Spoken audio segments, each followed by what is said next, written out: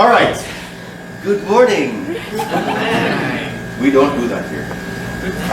All right, so we're going to do 3 things today. So our bacon, if you remember last week, we put our bacon in a dry cure, right? Do you remember what was the special salt we used in that dry cure?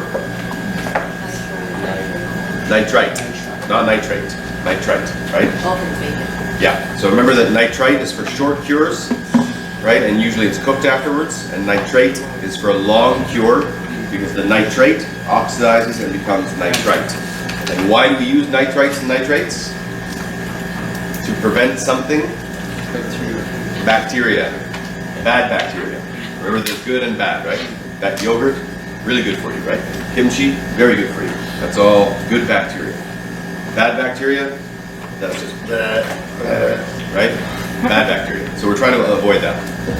So our bacon is still curing. So what I'm going to do is on Friday, I'm going to take it out, I'm going to wash it, I'm going to leave it over the weekend, and then I'm going to come here Monday morning and I'm going to smoke it all day from probably about 8 in the morning till about 7 p.m. at night. So about 11 hours of smoking. So next Wednesday when we come to school or class, you'll see the finished product. Okay? Now, the pastrami, remember we put this also into a cure last week? So what was the type of cure we used for this? Wet cure. What's the other name for a wet cure? It begins with a B. Brine. A brine, right? A brine is basically salt curing. So, for example, pickles are cured, right? They're put into a brine, so they're cured. This I left in the fridge last night, or yesterday. I took it out of the brine, I washed it, and then I left it overnight in the fridge because I want to develop something. Do you guys remember what that is? It begins with a P. Parsley. Not parsley. Do you say parsley? I love parsley, by the way. But no, we're not trying to develop parsley. But close. It begins with a P. Pellicle. You looked that up. I can tell. Pellicle, because nobody gets it right away like that. Nobody's just like, pellicle. Yeah, I knew that right away. Yeah. I was going to say that, but someone said parsley. I was like, maybe pellicle. Yeah. So the pellicle is kind of the sticky, slightly tacky surface on a meat. Okay. Why is the pellicle important? We're going to put this into the smoker, right? Yes. If it's really wet, the smoke will just run off. The smoke will hit the water, it'll condense and become sort of like a dark black ash, and it'll just run off the meat. Okay? We want the smoke to really penetrate into this meat, and if it's wet, it won't do that. Okay? Before we put this into the smoker, though, I'm just going to take some spices that my lovely assistants weighed for me. It took them seven hours. So I'm just going to use a sort of medium to low heat, and I just want to toast these spices off a little bit just to release some of the oil. Okay? Dried spices are always best to be toasted before use. Okay? So we're just going to toast these off in a little pan here just to release some of the oil, and they'll become kind of fragrant. Okay? So in here I've got pink peppercorns, coriander seeds, white peppercorns, chili flakes, fennel seeds, and black peppercorns. Okay? And this is, a lot of people have different recipes. Okay? This is a common blend of spices that would be going on to pastrami before it goes in the smoker. Okay? So I'm just going to put that in the pan there and just let that toast off a little bit. I've got a spice grinder there that I'm going to use just to coarsely grind the spice. I don't want to fine powder, I just want to coarse grind. Okay? So that's toasting. I'll also just quickly show you. So this is our smoker. So smokers come in a variety of different forms. Purchase actual smoker units. This particular device here is specifically made for this oven, Rationale, and it comes from the same company. Okay, these are sort of the best combi ovens you can buy on the market, and this is a specific device used to go inside that smoker. Okay, and basically it's just a big, looks like a small shoebox, and inside is a heating element. You can turn the camera on. Okay, come on now. Come on now. Not the whole tripod. But this is going to look like a Japanese Godzilla movie. Anyways, the heating element inside heats up and it starts to burn our wood. Okay. So when we use this, I've got some wood chips here. Okay. And these are beech wood. There's different types of wood you can use for smoking. Okay, there's pecan wood, apple wood, cider wood, cedar wood. And most of the Taiwanese imports are only beech wood. Okay, so I've been soaking these overnight.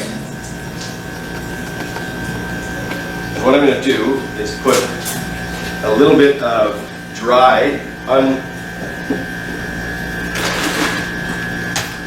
I'm going to put a little bit of dry, unsoaked wood in there first, just to help start the smoking process. Okay, and then I'm going to put some wet wood chips on top.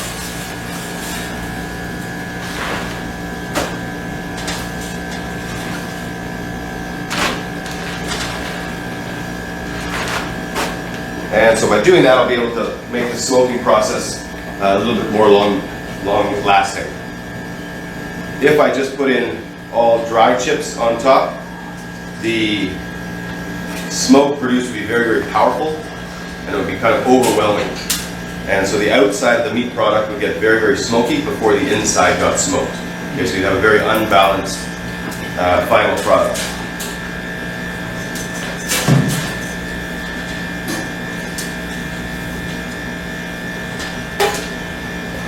So this is just going to go into our oven.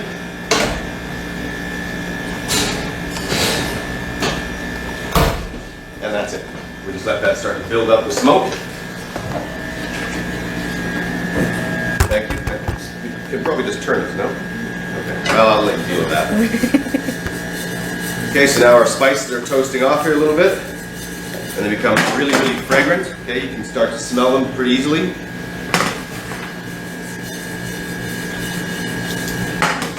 And it won't take very long, okay? You should be able to smell all those chilies and the peppercorns and stuff.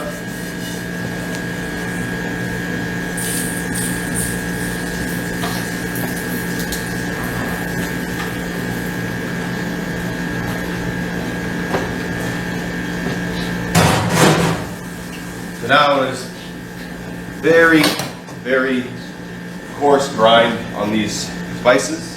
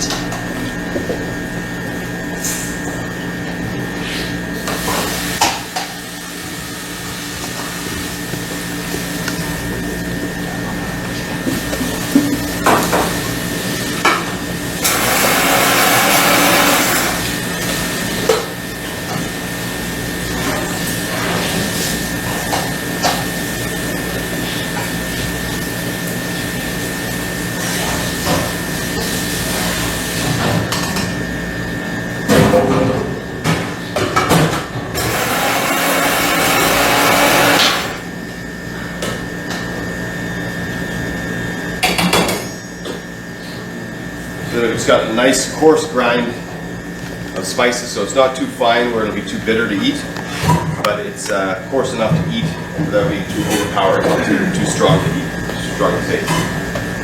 What I'm going to do now is, you don't actually have to wash that pan right now, you can just sit down.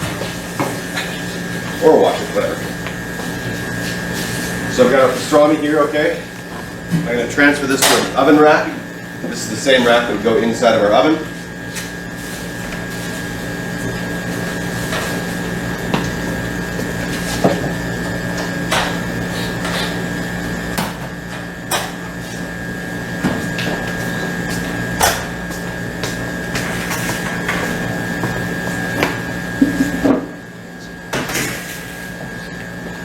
So again, this is basically cured or brined for a week, okay?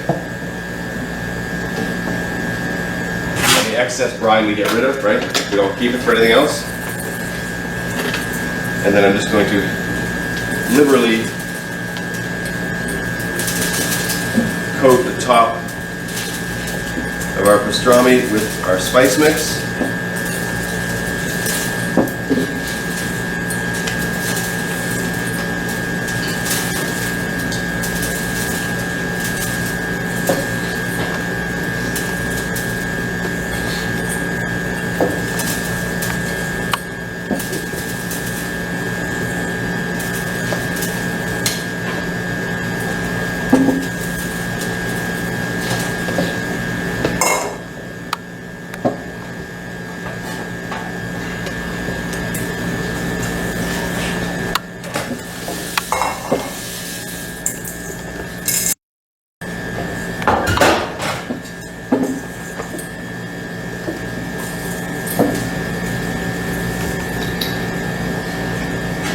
Okay, then this, we're just going to load up into the smoker. And normally I would smoke this for about 6 hours, but we don't have time for that today. So I'll finish smoking this tomorrow in my next class.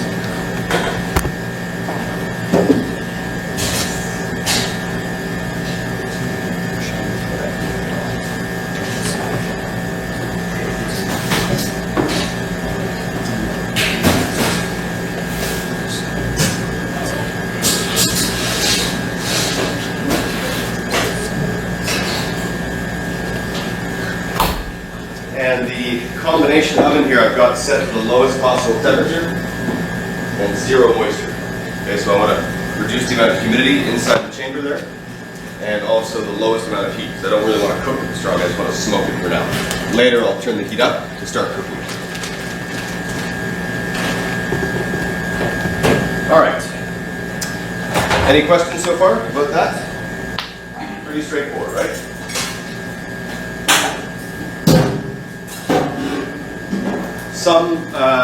When people are doing smoking, some people are very particular about the type of wood they use. For example, in the southern U.S., they use a lot of apple wood or pecan wood for smoking, especially in places like New Orleans and Memphis. So they're very particular about the type of wood they use. They don't just use any wood. Here, we can only really get one wood. Because smoking here is not a huge industry, smoking meats and stuff like that. So the companies that do import smoking chips generally only import one type, okay?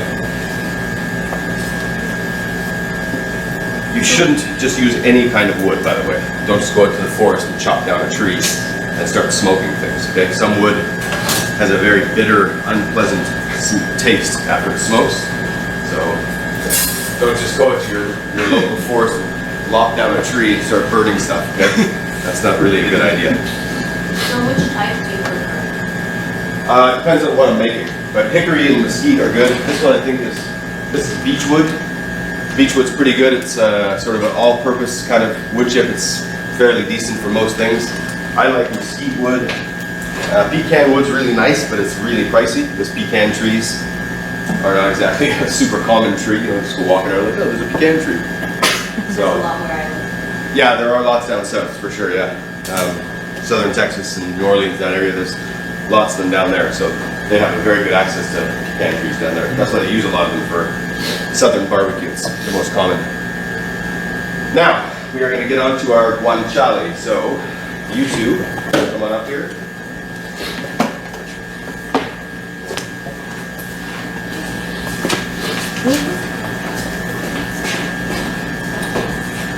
So you have to do a bit of math here, gentlemen. So I need a scale.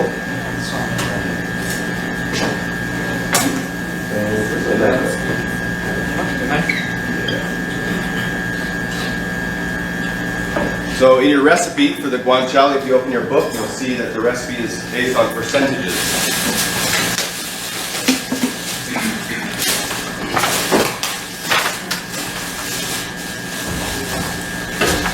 So what you're going to do is first, bring the scale over here.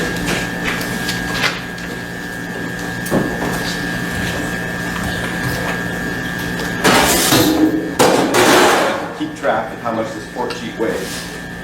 Understand? So you're going to want to get a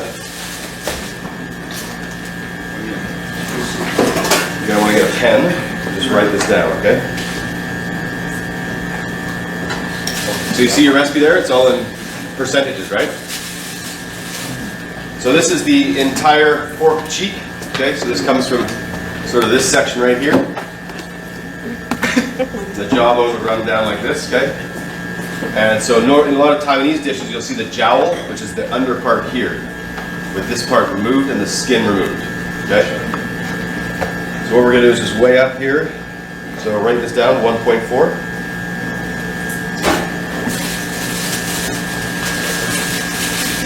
You start taking them out of the bag, please.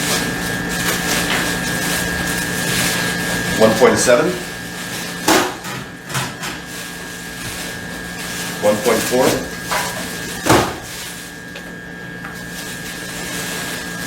1.3.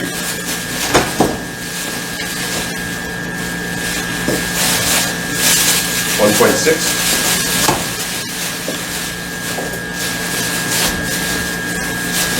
1.4.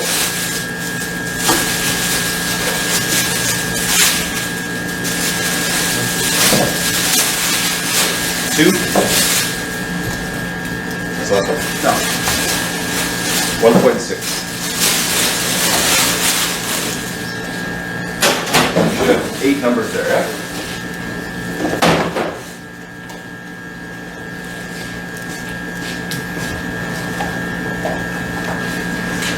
Is that right?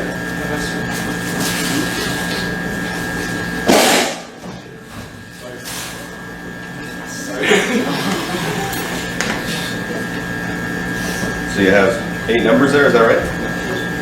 So what's the total? So 12,800 grams. Yeah, right? Okay, so now look at your recipe, and then you have to calculate those numbers. You understand? So we have, what did you say, 12.8? Yes. So we have 12,800 grams of pork cheek. So you guys start to also calculate the amount you need. Looking at your recipe, the pork cheek is 100%, right? Right? So what's the first ingredient on that recipe? What? Cure number 2? Cure number 2? Yes. Yeah, how much is it? 0. What? No, not 25%. Jesus Christ. If it was 25%, we'd be dead. 0.25%. Okay. So you have to go down and start to figure out 32 each. grams. What? 32. 32 grams. 32 grams, right? Yeah. But all of you start to go through and calculate that. You have to practice using percentages to figure out your totals. There's sugar, there's salt, there's cure number 2, there's spices.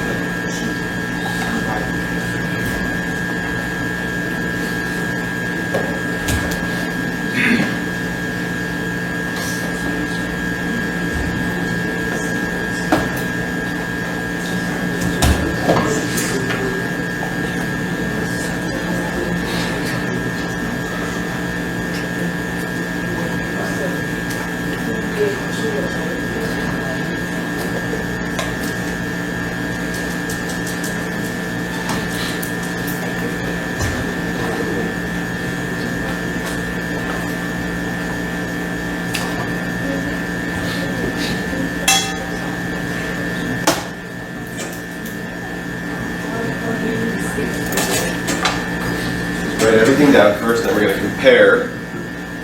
We're going to compare students' numbers.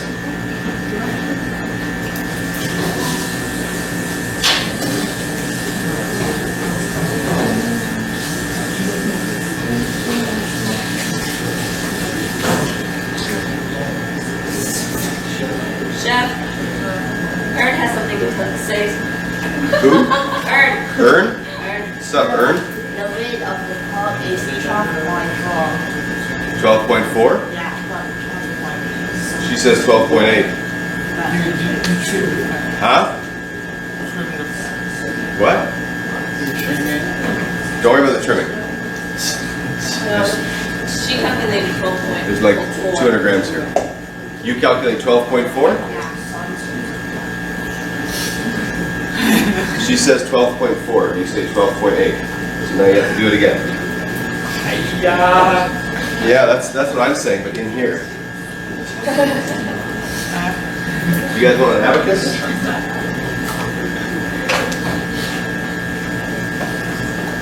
Just use a calculator. I don't get it. You guys have phones and you only use it for TikTok. When you need them for math, you're like, oh, let me do it in my head. I haven't used this thing in a while. 12.4, huh? Whoever's wrong loses a finger. Okay? Japanese style. And then home. While we're waiting for Stephen Hawking over here to figure out the key to the universe, I'm gonna take some vinegar, and this is just regular strength white vinegar, which is I think about 5% acidity, so it's quite strong vinegar.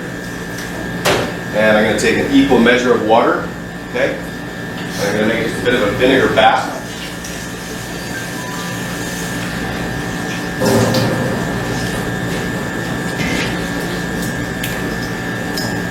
And I'm just going to give a quick rinse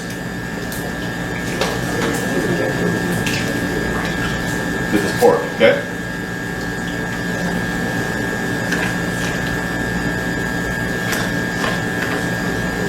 Can anyone tell me what this might be doing?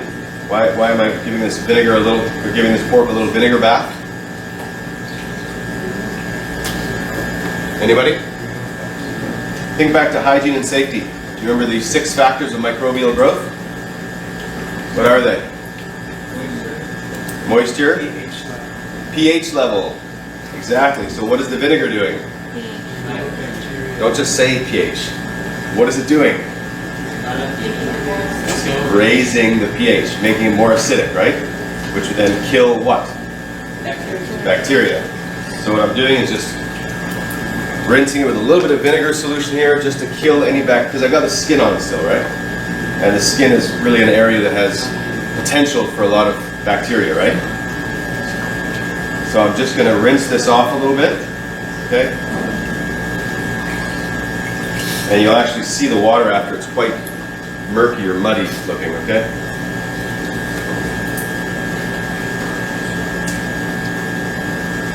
So do we have 12.4 or 12.8?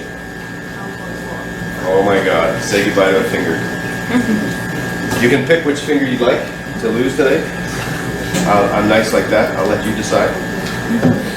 And what we're going to make is we're going to take her finger, we're going to cure it, and we'll make some salami out of it. Yeah, a nice little bit of salami out of that finger, huh? Or you can drink the vinegar solution, your choice.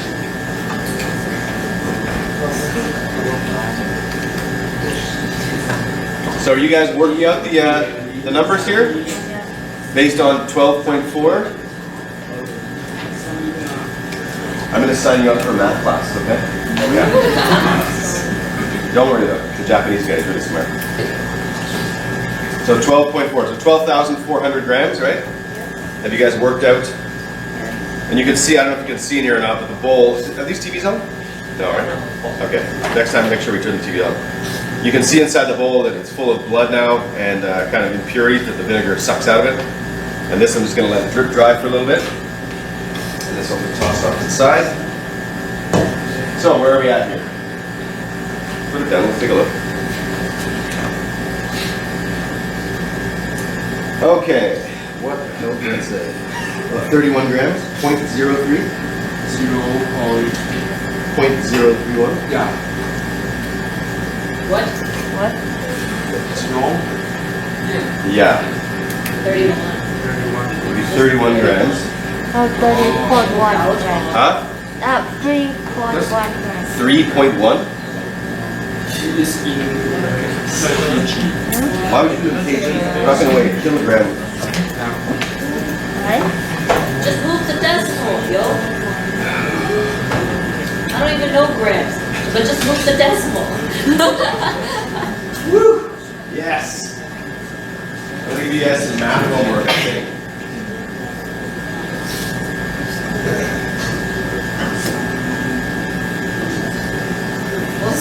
conversion rate from grams to ounces.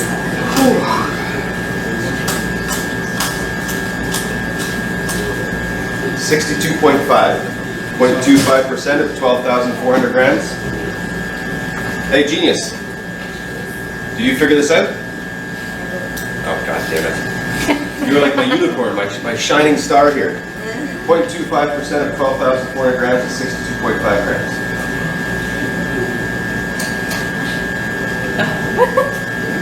You just don't have phones? It's 2021.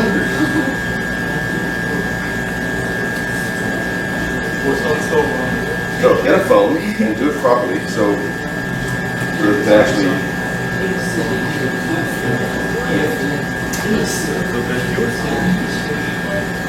That's why I asked you guys to also start figuring it out.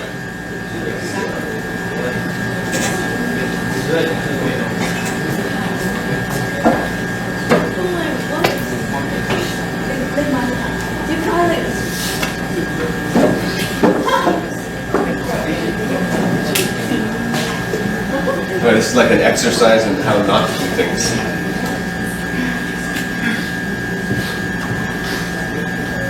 You figured it out? All right, come on up here. Yeah, whatever. Get out of the way.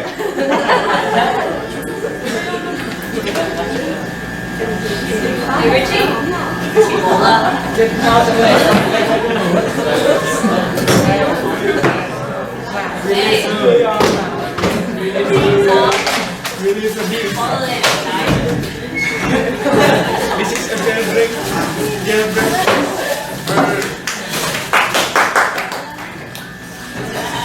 All right. The monster is Go around. Then you can show Larry, Curly, and Bo. Yeah, good.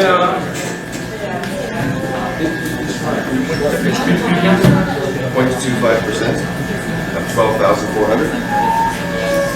Yeah, correct. That can't be right. %.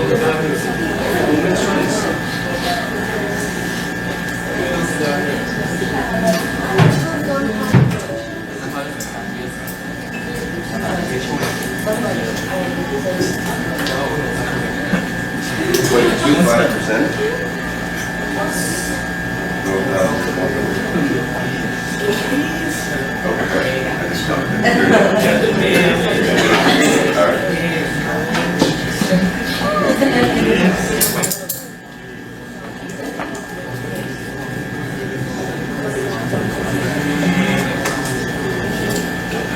All right, Richie Rich. Now you're going to start weighing up the spices. Plastic container. I brought one. Right there. So get your spices and start weighing up. Get another bowl, big bowl, put it into. For example, this one. Yeah, not like everything does work together. Richie, how about that? What's the date today? March 9th? 10. March 10th.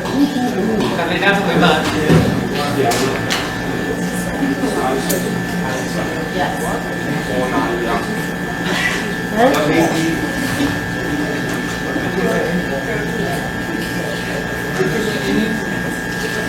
All right. Here, number 2. So we don't need it. I'll do the carrot. You can do the carrot.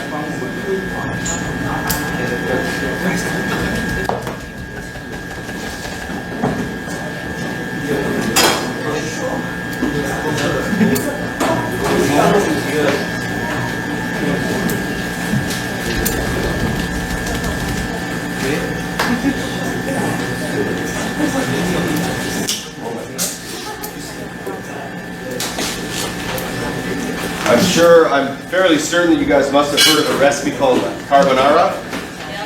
Yeah, you guys have heard of that before? Probably the most incorrectly made,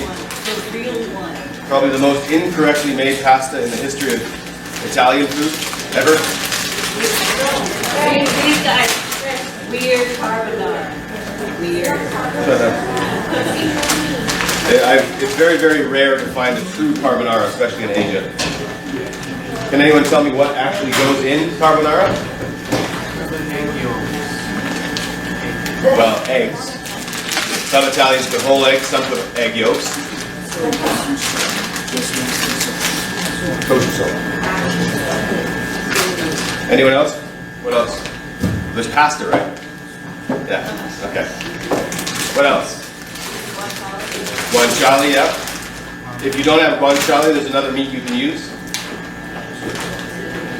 Pancetta, yeah, which is what we're making today. Okay, but traditionally it's made from guanciale, which is the air-cured pork cheek.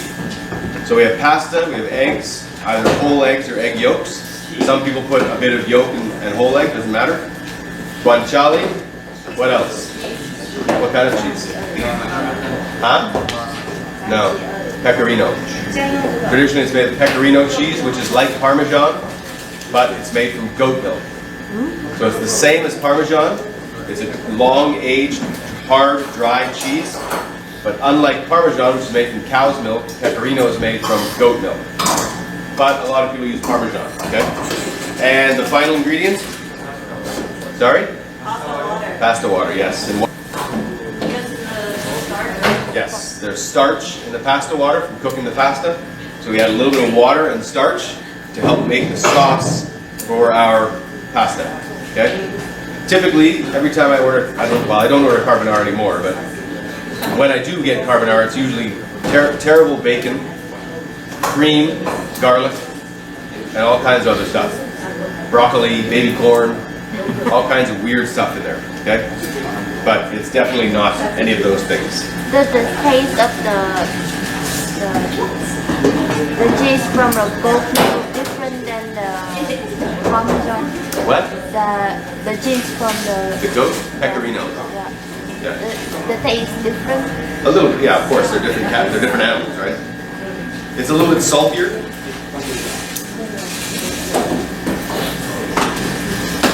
Pecorino cheese, when they make pecorino cheese, a traditional, has anyone here ever seen a wheel of Parmesan cheese? A whole wheel? Up close, yeah, they're about this big, okay, and they're about this tall, okay?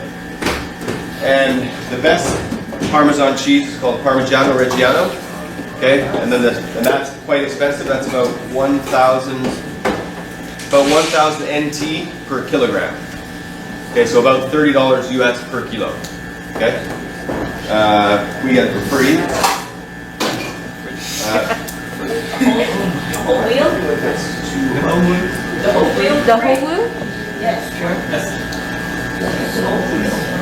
The whole 1% of 12,000 is about 1,240. It's just 124. All right. I don't trust you guys at math. Jesus. So we get This is the whole amazing. wheel. I thought you guys were good at math. Have you figured this out? All right, come up here, please. You have to double check their numbers here. Double check the numbers, please. There we go. This is what? You're number 2? Thank you. You're number 2 here? Right. 31 grams, right? Yeah, that's No salt, right?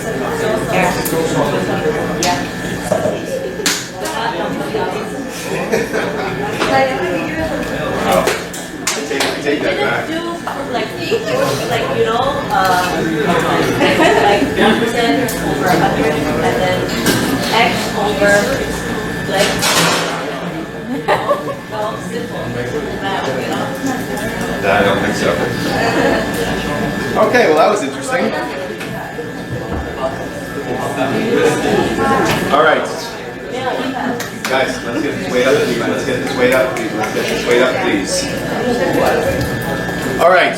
So while they're attempting to maybe possibly figure out this complicated problem, what we're going to do with this here, I'm just going to give it a quick dry, just to get some of that vinegar off.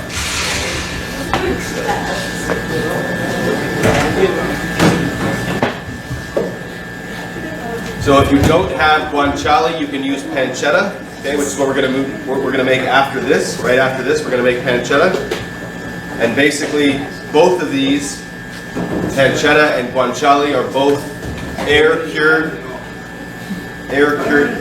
pork products, okay? These, we will need to leave, the guanciale we leave for about 4 weeks, okay? Are you okay? Just like, I don't even hear a beat, but I guess you got one. These we're going to leave in the storeroom downstairs for about 4 weeks until they lose about 25% of their weight. Okay?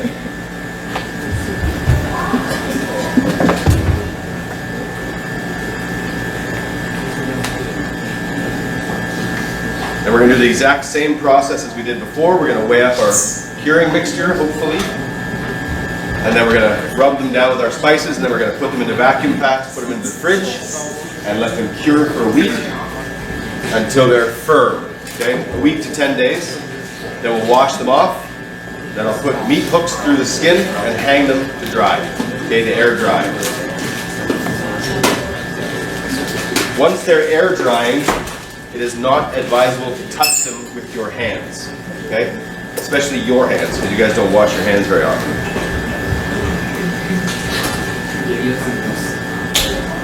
The reason being is that your hands probably have a lot of bacteria on them, and if you touch that's not going to help.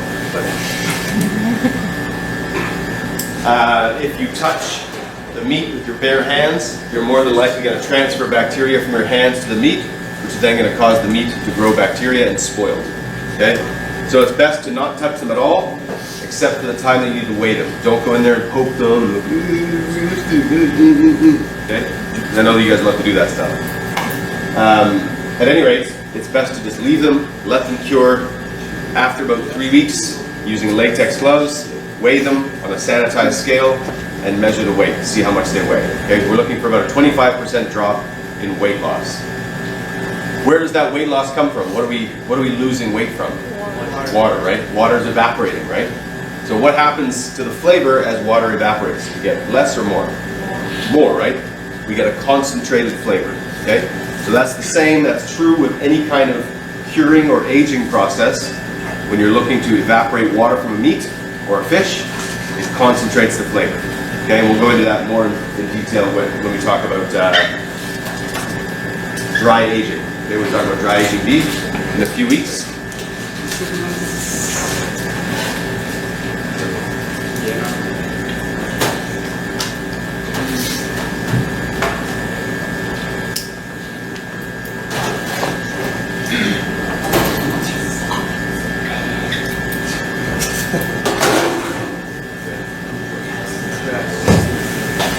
Alright, how's the circus going over here? Almost done. She just shakes it, stuff starts flying out of the container.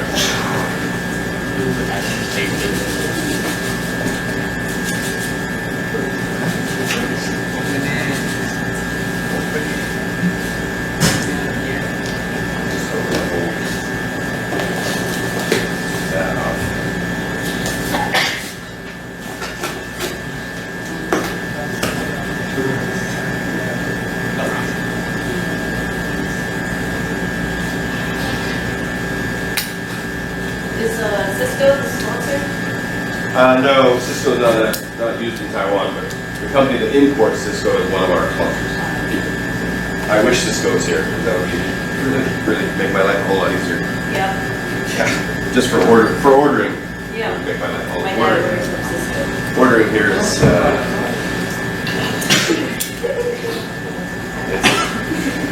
yeah, I don't know. All right, thank you. Thank you.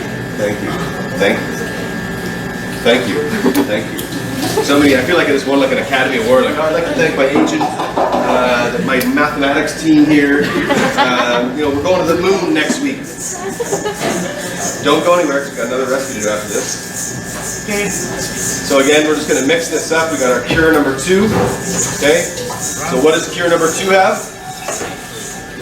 Salt and. Nitrate. You guys make a bit more noise, please.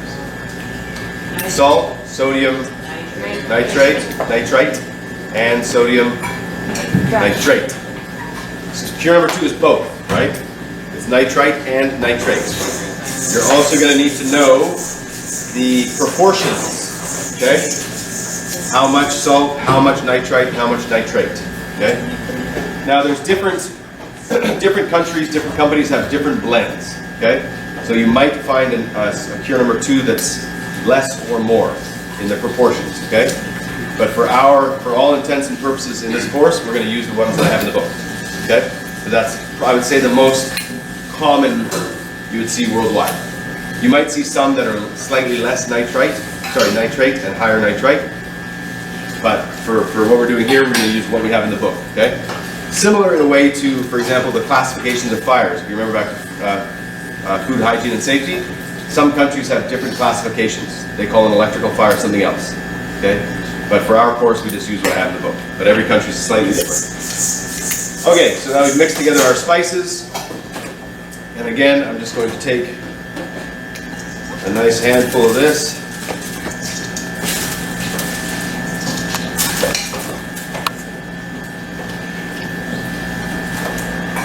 Why do you think carbonara is commonly made incorrectly? Incorrectly? Yeah. Why do I say that? No. Like, why do you think is the main reason people... Sorry, I can't quite hear you. I said, why do you think is the main reason why people make it incorrectly? That things so wrong? Because they don't know how to make it. Lack of education, I guess. I mean, I shouldn't say that. Yeah, you know what, I will say that. See, if they don't know any better. Which is fine, I mean, that's okay, but the problem with that is like, can you imagine if I made like beef noodle soup, like Taiwanese beef noodle soup, right? And I used spaghetti or something like that? Or I used like a different, you know, if I just made it differently, Taiwanese people would be like, what do you do? They'd be like, you know, I get that access to something like guanciale or pancetta, they're expensive, right? But then you really shouldn't call it something that it's not, right? Just call it, you know, Alfredo with bacon or something, you know? I feel like a lot of people label it carbonara because it sounds, you know, like... Would you say that about Chinese American food then? I would, yeah, but Chinese American food is a classification of food unto itself, right? Chinese American food was created by Chinese people in San Francisco for Americans, right? So that's a bit different. They created a style of food for a specific set of people, right?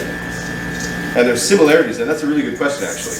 There's definitely similarities between how people appropriate foods and change them to make their own tastes suited. But something like carbonara is a very specific dish, right?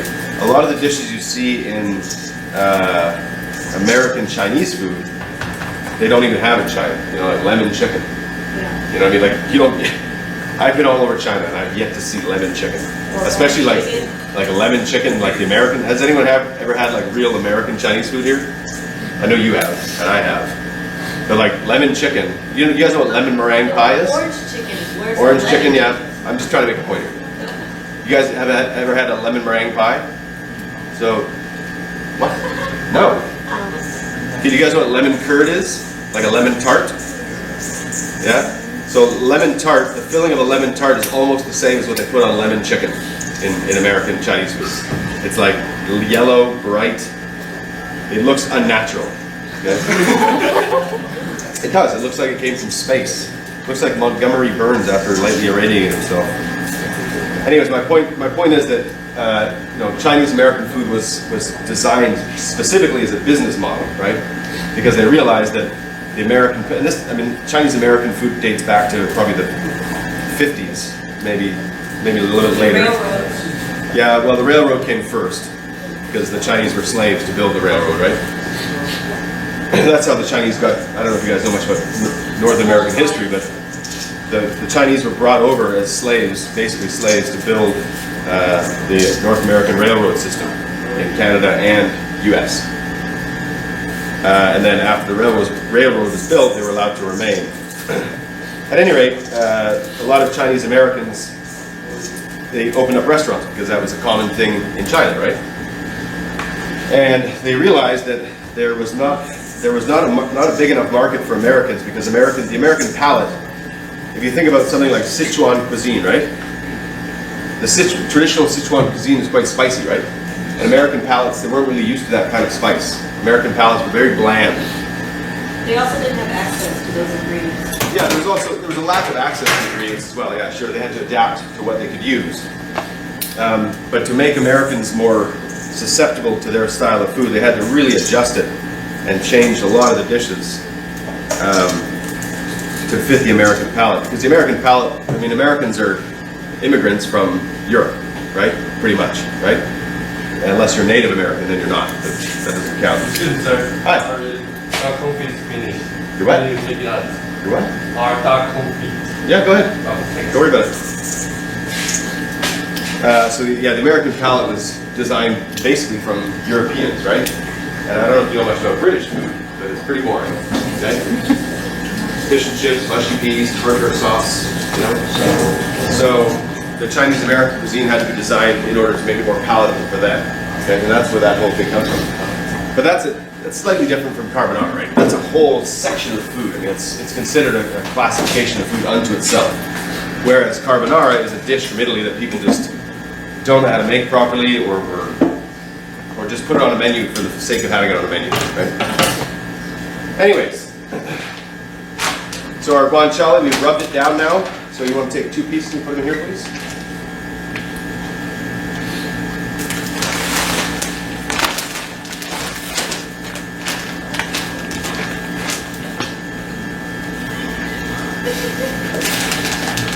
Don't, lay it flat, don't. Okay, that's fine. Keep going.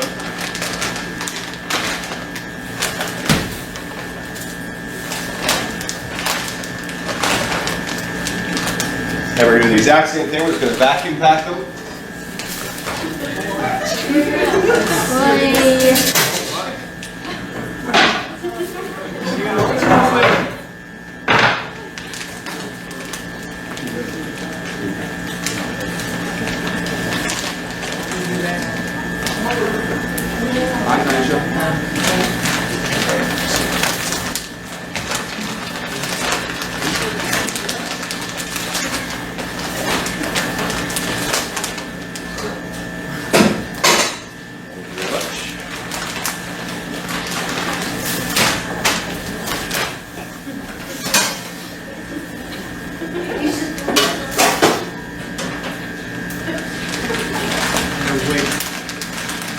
So careful, so delicate.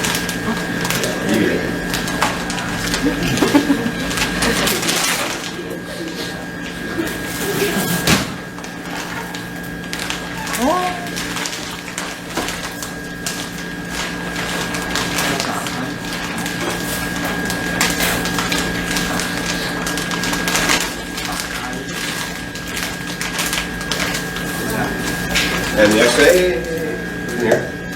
And we'll split it up equally amongst the 4 bags.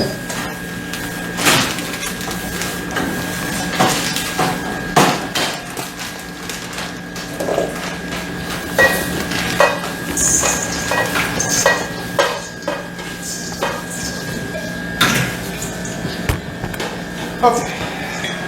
That's fine. Don't worry. You can leave that. Just leave it right there. Gotta take care of it. So then again, the excess cure, we're just going to split up equally into the 4 bags. And then we're going to vacuum pack them again.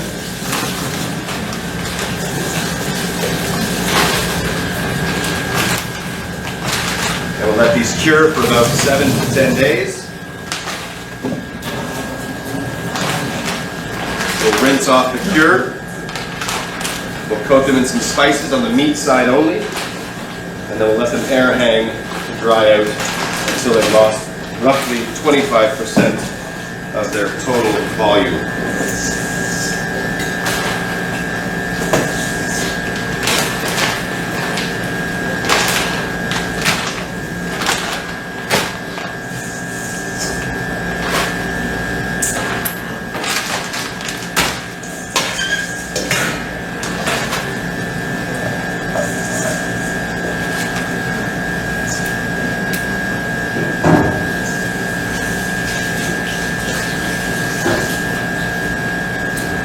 Okay, now the next recipe. Open your book. You have your book still open, right?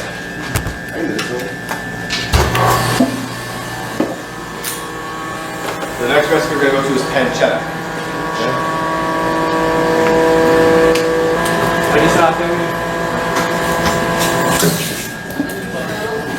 Don't worry about it. Hello. So what you need to do now is start to weigh up the ingredients.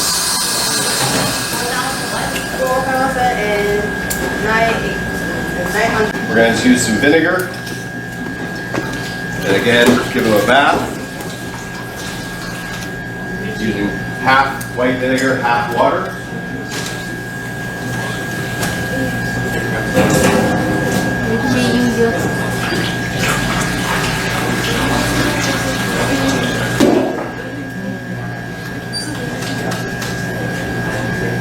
Pancetta comes in two varieties, okay? There's a rolled pancetta, okay, which is what we're going to make, or there's a flat pancetta, okay? The flat pancetta looks more like bacon, but it's not smoked, okay? So it's got a whiter color as opposed to bacon, which has a dark brown color. The flat pancetta is just a white color, okay? We're going to roll ours because I prefer the rolled kind, and it's more common to see the rolled kind.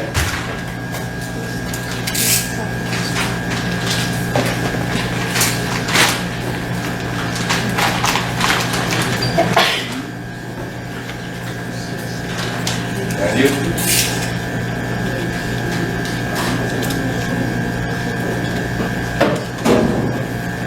You're standing like this. You're taking up the entire walkway.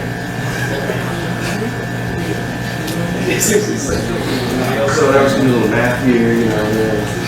Oh, you need to get by it? Oh. So same thing, we're just going to wash our pork belly here in vinegar and water, just to remove any excess bacteria that may be on the belly, okay?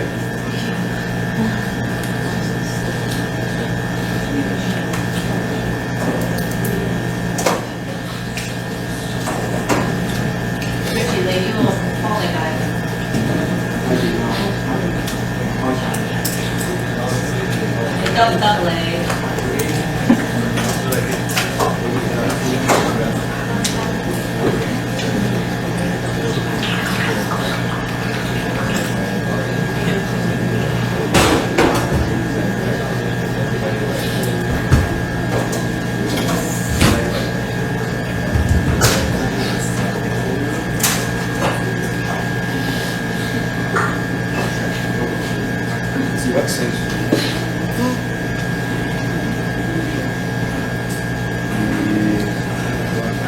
Roughly, yeah.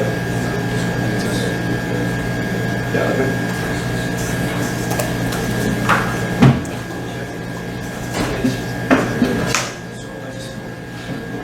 Sure.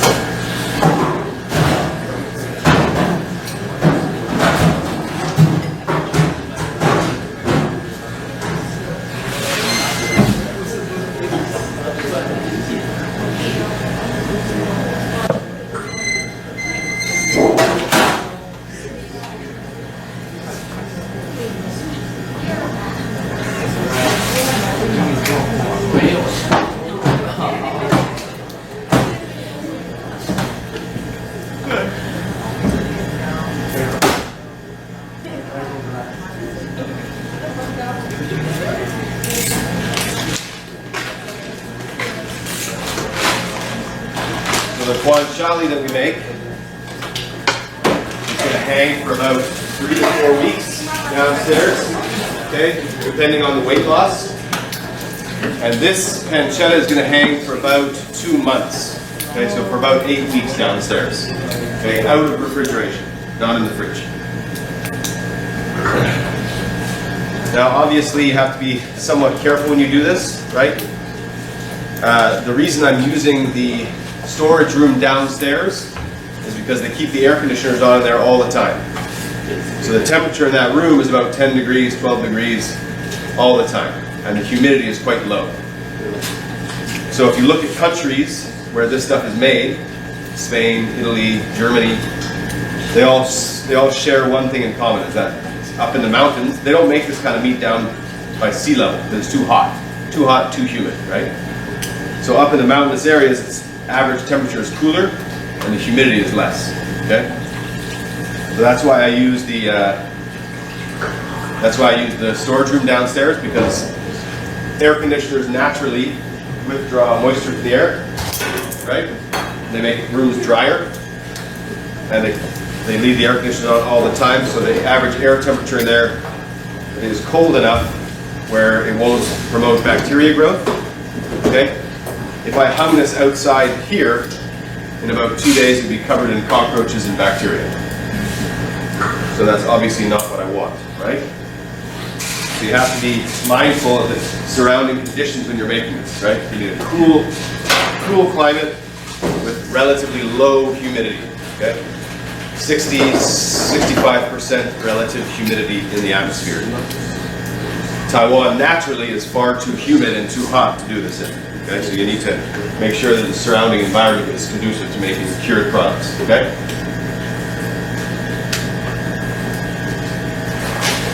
All right, so now we've got our guanciale almost all vacuum packed.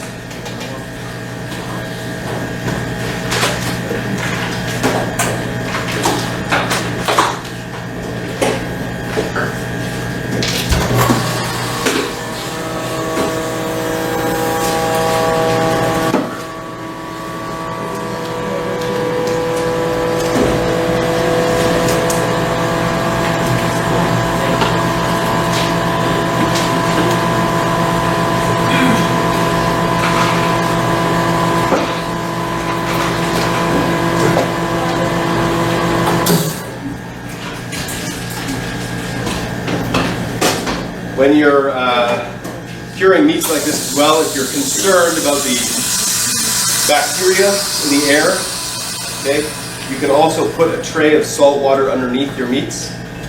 Okay, and what happens is as the salt water evaporates, it creates a bit of a microclimate around your meat with salt in the air that kills bacteria. So you can kind of control a little bit the bacteria growth in the atmosphere by putting salt water underneath. Okay, I'm not too concerned with that because we're using nitrites and nitrates, but if you weren't using nitrites and nitrates, you could do that as well. You can put a saltwater bin underneath, and that'll help to control a little bit of a microclimate under there. Can you guys smell the smoke now? Yeah, it's becoming quite strong. Yeah. So I just used my torch here to fire it up a little bit, get it going a little bit more. Which I'm going to do again. Well, there's hot smoking and cold smoking. Okay, this particular style that I'm doing here would be considered hot smoking, even though the temperature is quite low. Technically, cold smoking is done with using two separate machines. Okay, so you have a machine, a burner that generates smoke, and the smoke would then travel through a pipe to cool down into a chamber where your product is. Okay, so for example, something like salmon, right, which is probably one of the more common things that is hot and cold smoked. Salmon, if it's hot smoked, the smoke and salmon will be in the same chamber. If it's cold smoked, the smoke will be generated in one location, and the smoke will then pass through a tube to cool down before reaching the salmon. Okay? If I wanted a cold smoke with this machine here, I'd probably put a tray of ice in between the smoke and the salmon, so that as the smoke passed down, it would cool down from the ambient air temperature of the ice that's in there, and it would pull smoke. You got everything? What's this? Cure number 2. And there's salt in here already? Yes. Thank you, I can see that. Say yes to it. All right.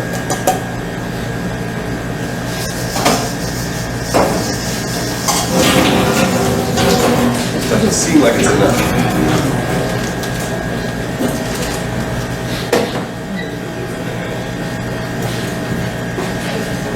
Let me see your recipe. Let me see what you guys did there.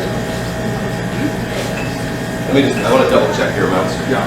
But it doesn't seem like it's enough.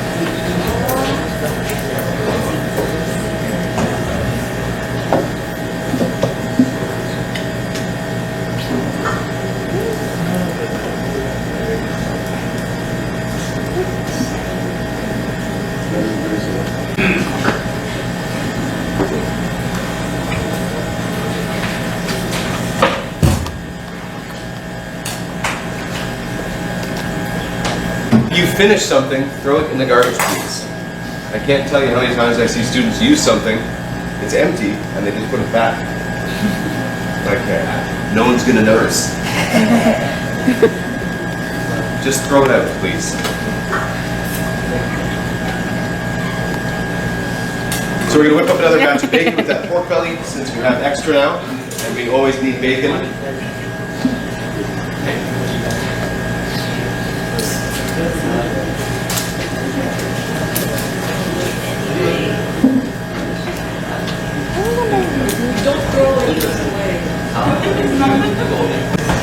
What's up, Leia? No, sir. See what it says there? We're smoking. We're not smoking. So we get both of our flats here, our pork belly flats, covered on all sides with our spices. We really want to rub it into the fat side a bit. See that there? We want to make sure that all sides get a nice coating.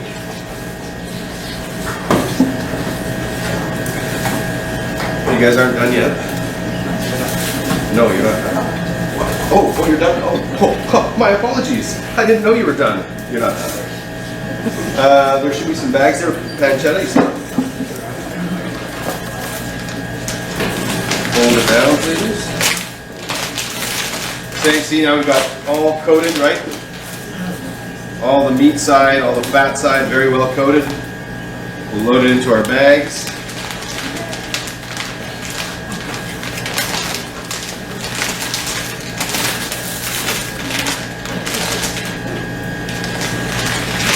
And again, we take half of the cure in one bag, half the cure in another. Open up the bacon.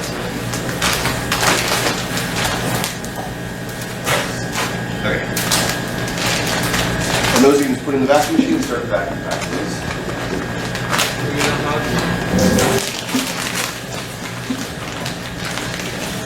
Now you can see our smoke is really starting to generate, right? And this I'd like to smoke ideally for about 6 hours. Unfortunately, we don't have the time here to do that for 6 hours, but that's not a big deal. I can smoke it later in a different class, so it won't be a problem. I'll just... You can do it. There goes our vacuum machine. One of you can wash this up, please. It doesn't take 3 people. Load it in there flat. Wash it up.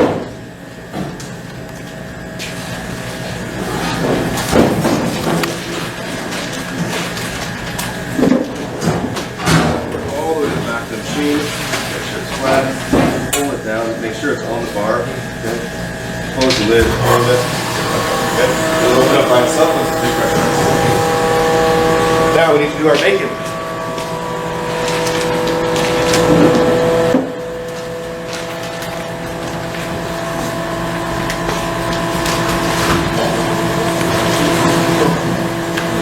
So a majority or a lot of the meat that we make in this class you guys are going to use next semester for the rest of your cooking class. Okay? So the pancetta you guys will use for cooking with, the guanciale you guys will make carbonara with, the bacon we use for lots of things.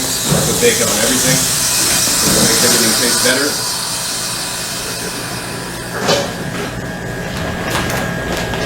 So our pig cheeks now are vacuum packed. Okay. Like I said, we'll cure these for another week in the fridge. Okay. Flipping over every day. Okay. Flipping the bag over once every day. The same thing will go for our pancetta, cure for approximately a week as well. Again, flip it over every time.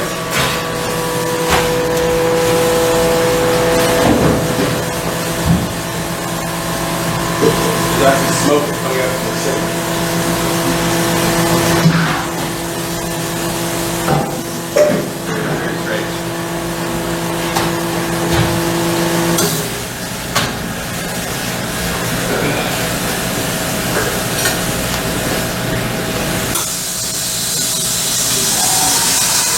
Great. 7 to 10 days, we'll cure it. Once it's done in the cure, we're gonna take it out of the cure, wash it, dry it, and then just the meat side, we're gonna coat in spices and then roll it up and tie it very tight so that no air can get into the center of the roll. If we get too much air going into the middle of the roll, we're gonna get bacteria growth or mold growth, okay? Can I get that metal tray back, please? And you see all those bags over there? Richie, all those bags? Get all those bags, please.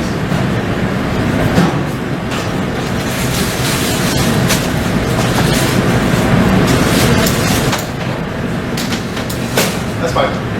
We're just gonna use it for this anyway, so. You can put the bacon in here and bring it over.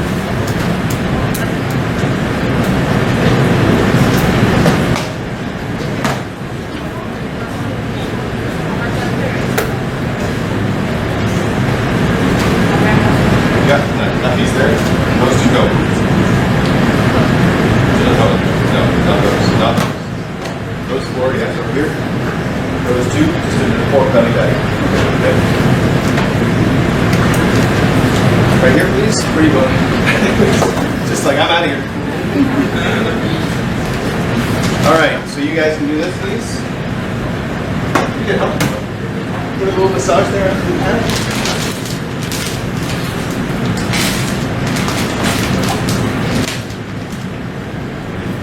And same thing, just put it in the machine, lay it flat.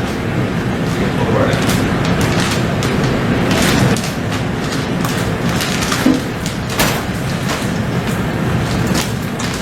Don't. You just got one area. You need to cover the whole thing. Then you just pile it up in one area. Count it. That's unnecessary. Sprinkle side to side, side to side. Flip it over and do the next side. It is smoking back here.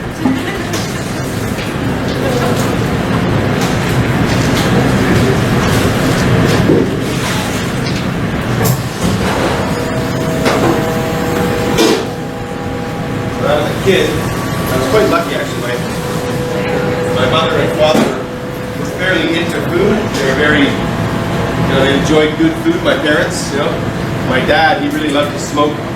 He used to make bacon at home, and we used to smoke salmon. We used to make our own smoked salmon. And so as a kid, I got to sort of see my dad, making sausages and hunting animals and skinning a deer and cutting up a deer and making stuff out of the deer. And, so it was a good childhood to learn how to make some of this stuff. And this is kind of a skill that in the early 1970s and 1980s in cooking, making your own meat products was very common, right? It was very popular, and it was very trendy, right? And then as we got into the 80s and 90s with the expanse of food industries and food science and machinery, right, engineering, this products and this type of cooking sort of went away because it was all mechanicalized, right? It was all automated. It became cheaper to buy bacon and buy pancetta and stuff like that from factories, right? Because it was made by machines, it was bulk purchases, right? It was volume purchases, so it made it cheaper. But then customers became more conscious of what they're eating. Not that eating bacon is good for you, right? It's not great, okay? Because it's a lot of fat, right? But it's bacon, right? I mean, what you gonna do about it, right? So use it all. Use it all. Get all, rub all, get in your fingers. Give it a massage. So as the advances in food production technology and engineering became more prevalent in the industry, hotels and companies became more conscious of the dollar value, right? They realized it's cheaper just to buy bacon from a large company, right? But now, because customers have access to information, right? Telephones, right? Everybody's a food critic now, right? Everybody's a foodie, a food expert. Not really, but people have access to food information though, right? And so by doing that, customers became far more aware of what they're eating, how it's made, right? And now the customer trend, or one of the customer trends, veers more towards things that are handmade, okay? More like locally sourced, handmade, homemade, so that people are a little more aware of what's in it, okay? generally speaking, foods that are made by corporations are not made for your health, right? They're made for the bottom line. You understand the term bottom line? Bottom line is your profit, right? The bottom line is your operating cost versus your income, right? So corporations cook very differently. You look at a company like McDonald's, right? I may have talked to you guys about McDonald's in the food safety class, right? I probably brought it up, but corporations cook. You know, these are so gently, just gently, grain by grain of salt, counting it's 1 grain for you, and 1 grain for you, and 1 grain for you. So this bacon is going to take 17,000 years to get made. Micro salt bay.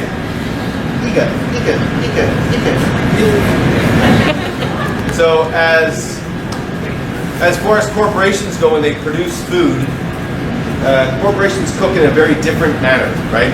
They're cooking to get you to buy things over and over again with very little regard to your actual health, right? Everything. French fries, sugar, salt, fat. Apple pie, sugar, salt, fat.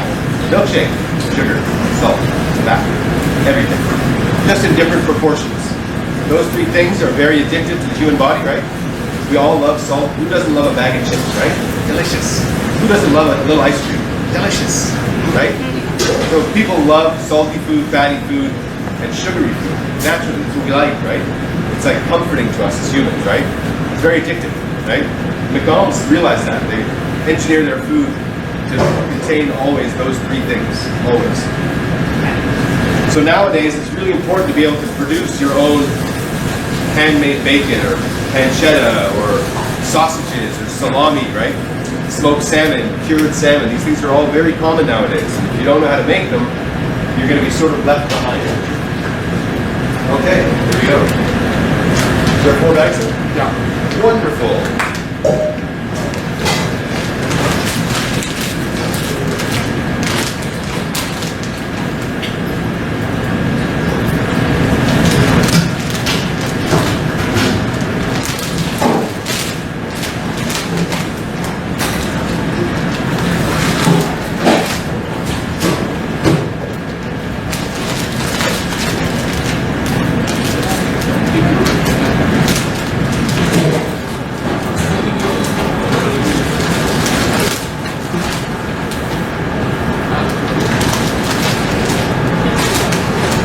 You guys all have boning knives in your kit?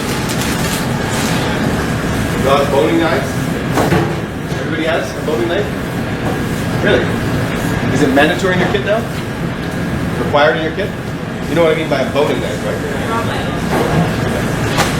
Alright, because you're going to need it when you guys butcher chickens. Not next to the kit.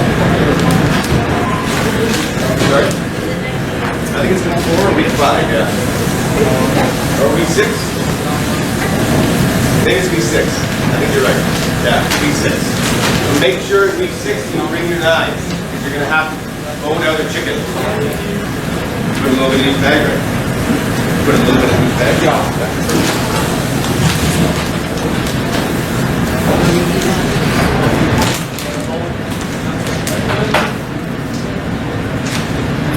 So those you can start to vacuum pack as well.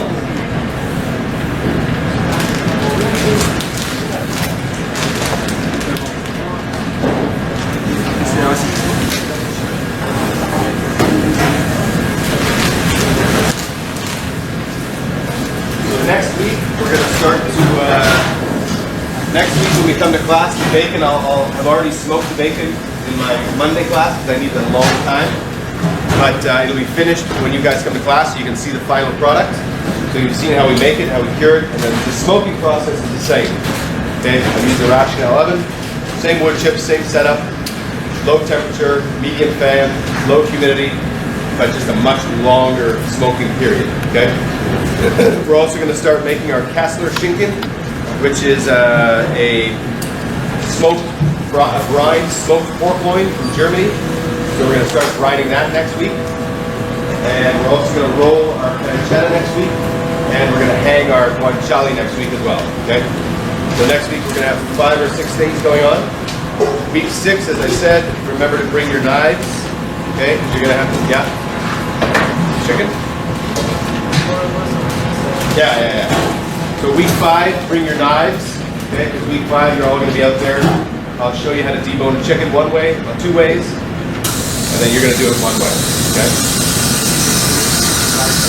Week 6, remember to bring something to eat with. Okay, because we're going to be eating that day. The same with week 7. And check your e-learning today after 3 p.m. and your first writing assignment will be all there in detail. Okay? We can start to tidy up now. And we're pretty much done for the day, so let's start to tidy up.